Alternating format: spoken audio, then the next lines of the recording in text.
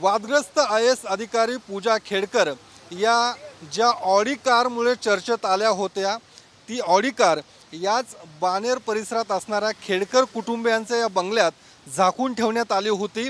काल ज्यावेळी आपण या बंगल्याच्या परिसरात आलो होतो त्यावेळी ही ऑडी कार याच बंगल्याच्या पोर्चमध्ये झाकून ठेवण्यात आली होती।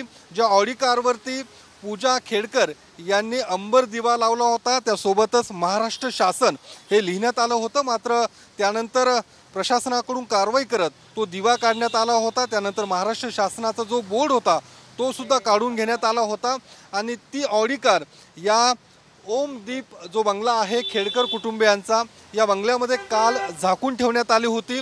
मात्र काल पुणे पोलिसांचे जे पथक या ठिकाणी येऊन या ऑडी कार संदर्भात नोटीस बजावली। त्यानंतर या ऑडी कारवरती कारवाईचे निर्देश सुद्धा पुणे पोलिसांकडून देण्यात आले होते। मात्र त्यानंतर ही ऑडी कार तात्काळ या ठिकाणावरून हलवण्यात आलेली आहे।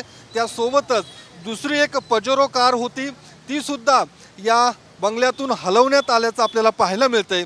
कारण एकूण खेडकर कुटुंबियांच्या या बंगल्यामध्ये 5 फोर व्हीलर या लावण्यात आल्या होत्या। मात्र त्यातल्या 2 गाड्या आता या ठिकाणी दिसत नाहीये, त्या हलवण्यात आल्याची माहिती मिळते।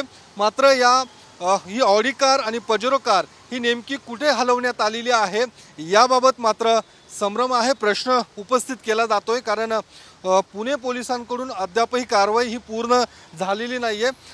ज्या पद्धतीने ही नोटीस पूजा खेडकर यांच्या व्हॉट्सअपवरती पाठवण्यात आलेली आहे आणि त्यानंतर या नोटिशीला अद्यापही पूजा खेडकर यांच्याकडून उत्तर हे देण्यात आलेलं नाहीये। त्यामुळे ही ऑडी कार नेमकी कुठे गेली, कुठे नेमकी हलवण्यात आलेली आहे हा मोठा प्रश्न आहे आणि त्या संदर्भातलं उत्तर अजूनही मिळालेलं नाहीये। पुणे पोलीस या संदर्भात निश्चितच खेडकर कुटुंबियांशी चर्चा करतील, त्यांच्याकडून माहिती घेतील अशी सुद्धा माहिती आता समोर येत आहे।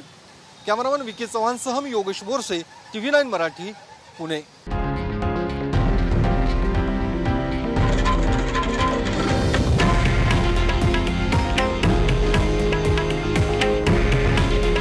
हे आहे देशातील नंबर 1 न्यूज नेटवर्क आणि आपण पाहत आहात TV9 मराठी।